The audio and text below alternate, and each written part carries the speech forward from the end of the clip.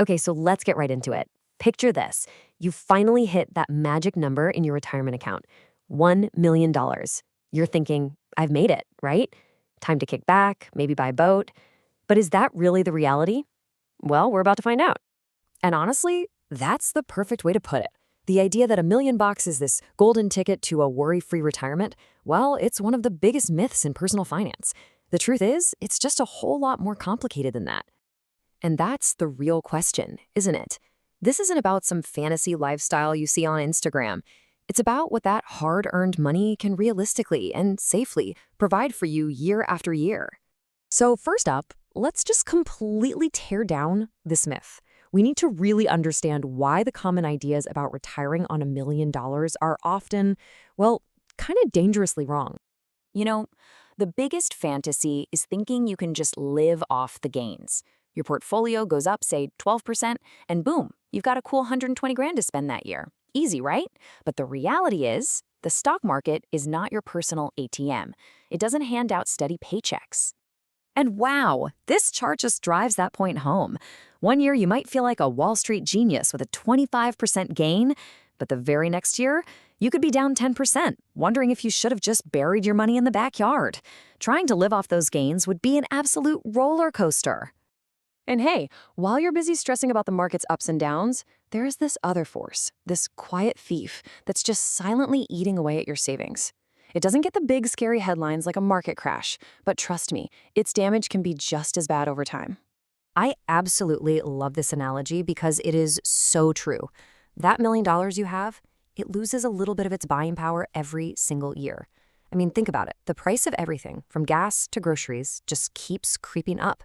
That's inflation, and it doesn't care that you've retired. So, if you can't just skim the profits off the top, how in the world are you supposed to make your money last? This is where a ton of smart people tried to find a sweet spot, and they came up with something that's become a cornerstone of retirement planning. And this, my friends, is the famous 4% rule. Now, it's not just some random number they pulled out of a hat. Nope. It's based on tons of research into historical market returns, and it's all designed to give you a steady income with a super high chance of not running out of cash. Let's make this real. You've got your $1 million portfolio. In your first year of retirement, you take out 4%. That's $40,000. Simple enough. But here's the key. The next year, if inflation was, say, 3%, you'd take out a little more, $41,200, to keep up. It's how you protect your spending power. But, and this is a big but, you have to know the fine print.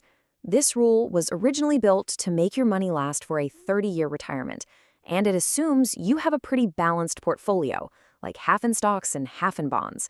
If you plan to be retired for longer than that, well, the math starts to change. Yeah, that 30-year part, that's a huge assumption these days. Which brings us to our next point. What happens if you live longer? Or what if you want to retire early? This is where that simple rule starts to get a little more complex. And look, this timeline shows you exactly what that risk looks like. You might retire at 65 and think, okay, my money needs to last till I'm 95. But what if you're still kicking at 100 or 105? People are living longer than ever, and that's fantastic, but it's a huge financial challenge. And this is a really big deal for anyone hoping to retire in their 40s or 50s. If your retirement could last for 40, 50, maybe even 60 years, that 4% rule is probably too risky. You might need to dial it back to 3.5% or even 3%, just to make sure your nest egg can go the distance. All right, I know what you might be thinking, $40,000 a year? That feels a little disappointing. But hold on, before you get discouraged, remember, that's probably not your only source of income. Let's build out the full picture here. Okay, so we start here. This is the foundation, 40 grand that you can pretty safely pull from your $1 million nest egg each year. But this is just the first piece of the puzzle. Because for most people, there's another major player in the retirement game, a really reliable income stream that provides a solid base for millions and millions of retirees. And here it is, Social Security. Right now, the average benefit is around $1,800 a month. That adds up to about $21,600 a year. Now, your number might be different, but for most people, it provides a really critical income floor. So now, let's put it all together. Check this out.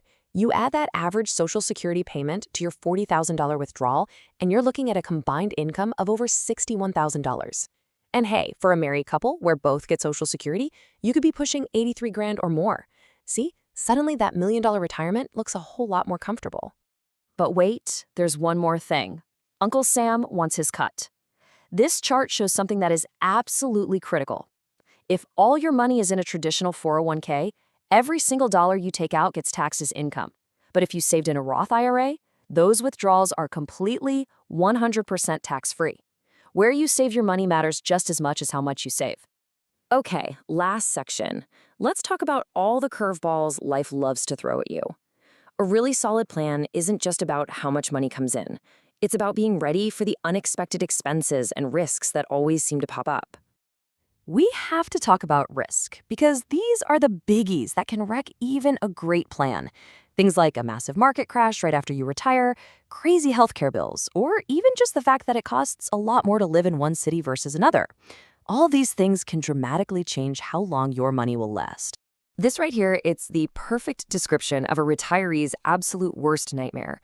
If you retire right before a huge market downturn, you're forced to sell your investments when they're at their lowest price just to pay your bills. It can cripple your portfolio permanently. That's why a lot of experts suggest having a cash buffer, basically keeping 1 to 3 years of living expenses somewhere super safe, like a savings account. It lets you ride out the storm without selling low. So what's the bottom line here? $1 million is not some magic guarantee for a life of luxury. It's an amazing start for a secure and comfortable retirement, no doubt about it. But it is just that, a starting point. The real question you have to ask yourself is this: does my plan account for taxes, inflation, healthcare, and all the wild unpredictability of the market? Is my plan built for the real world?